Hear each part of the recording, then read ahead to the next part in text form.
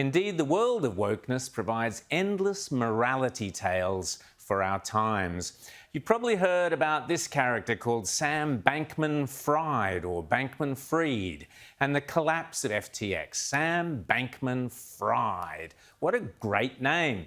And as is so often the case, amusingly appropriate. Dickens himself couldn't have invented a better name for a naughty, scruffy, overgrown schoolboy who manages to fry half the banks around the world. In case you missed the actual story or more likely were baffled by it, allow me to give you what they call the Hollywood screenwriter's elevator pitch or parking lot pitch, where I try and sell a movie mogul my fantasy script. The story of Hollywood. I got a writer in here who's got a pitch I think you ought to hear. I think it's hot.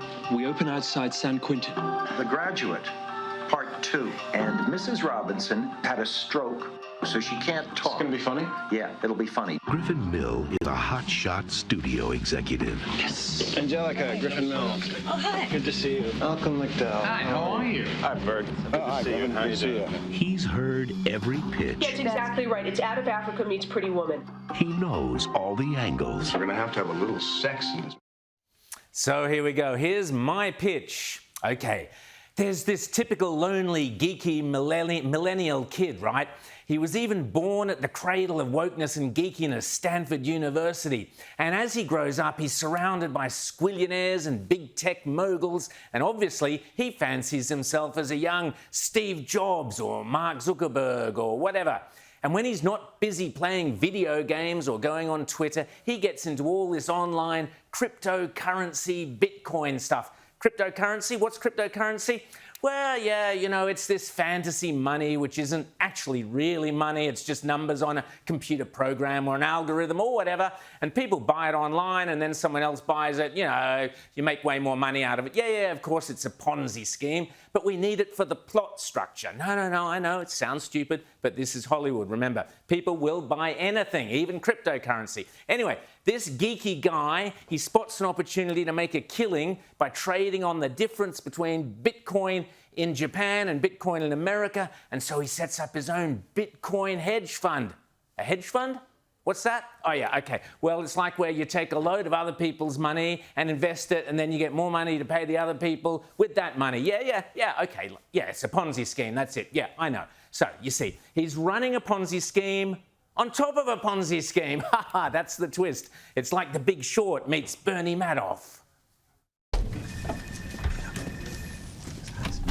Hi, how are you? Okay, Mr. Bennett, what do we have? Let's see what you got. You smell that? What is that? What? What's that smell? The cologne? No. Opportunity. No. Money. Oh, okay. I smell money. Okay. Chris. Damn it. Sorry.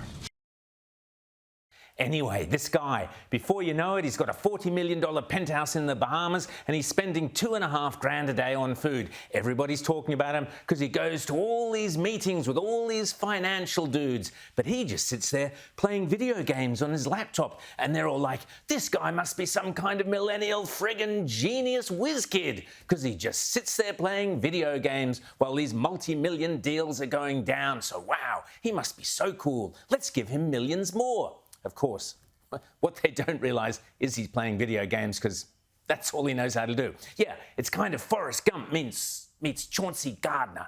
Anyway, one day, this guy's girlfriend is like, you know, we're not actually selling anything here. We don't actually own anything. We don't have any assets. It's all just thin air. Nothing is real, she goes. We need something tangible that people can believe in. We need to offer people something of value. So the video games guy looks up the word values on Google and he goes like, well, how about all these woke values? They're all free. Like climate change, that's a value. We could believe in climate change and LGBTIQ, all that stuff, and pronouns and diversity and unconscious bias and anti-racism. They're all values. And being a vegan, that's a value. And then he has this light bulb moment and he says, let's just go woke. It doesn't cost anything at all. All you have to do is spout all this garbage and we can be the kings of Wall Street. It's kind of like Leo DiCaprio meets Charlie Sheen. Nobody knows if the stock is going to go up, down, sideways, or in circles. You know what a Pugazi is? Oh, Pugazi. It's a fake. Hey, Fugazi, it's a wazi, it's a woozy, it's a fairy dust. Was all this legal? Absolutely not. We were making more money than we knew what to do with. We don't work for you, man. Yeah, my money taped here, Goose. Technically, you do.